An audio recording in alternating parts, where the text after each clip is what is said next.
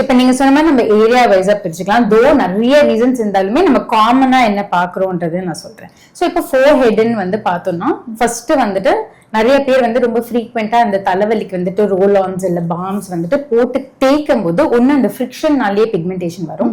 ரெண்டாவது சப்போஸ் அவங்களுக்கு அந்த ப்ராடக்ட் ஒத்துக்கலைன்னா அதனால கான்டாக்ட் அலர்ஜி வரும்.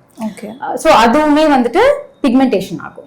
இன்னொன்னு வந்து பாத்தீங்கன்னா நிறைய பேருக்கு இந்த இடத்துல இந்த டெம்பிள் ரீஜன் சொல்லுவோம் இல்லையா, அந்த இடத்துல மட்டும் பிக்மெண்டேஷன் ஆகி ஸ்கின் திக்கா இருக்கும். சோ அந்த மாதிரி இருக்குன்னா நம்ம அகாந்தோசிஸ் நைகிரிகன்ஸ் அப்படின்ற ஒரு கண்டிஷனை வந்து ரூல் அவுட் பண்ணும். ஸோ அது வந்துட்டு என்னன்னா நம்மளுக்கு உடம்புல ஒரு இன்சுலின் ரெசிஸ்டன்ட் ஸ்டேட்டை வந்துட்டு குறிப்பிடும்.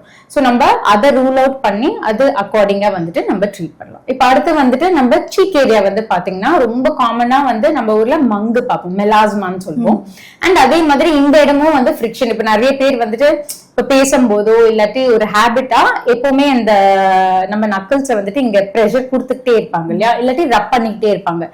ரப்பிங் எப்பவுமே வந்துட்டு லாங் டேர்ம்ல பிக்மெண்டேஷனை இன்டியூஸ் பண்ணும். அண்ட் சில பேர் வந்து பாத்தீங்கன்னா இந்த நோஸை சுத்தி இந்த மவுத்தை சுத்தி மட்டும் பிக்மெண்டேஷன் பிளாக்கா இருக்கும். சோ அதை வந்துட்டு செபரிக் மெலனோசிஸ் அப்படின்னு ஒரு கண்டிஷன் சொல்லுவோம். சோ அது பேசிக்லி என்னன்னா நம்மளோட ஆயில் கிளான்ஸோட ஹைப்பர் ஆக்டிவிட்டியில நம்மளுக்கு எப்படி பிம்பிள்ஸ் வருதோ அந்த மாதிரி இந்த மாதிரி ஒரு டைப் ஆஃப் பிக்மெண்டேஷன்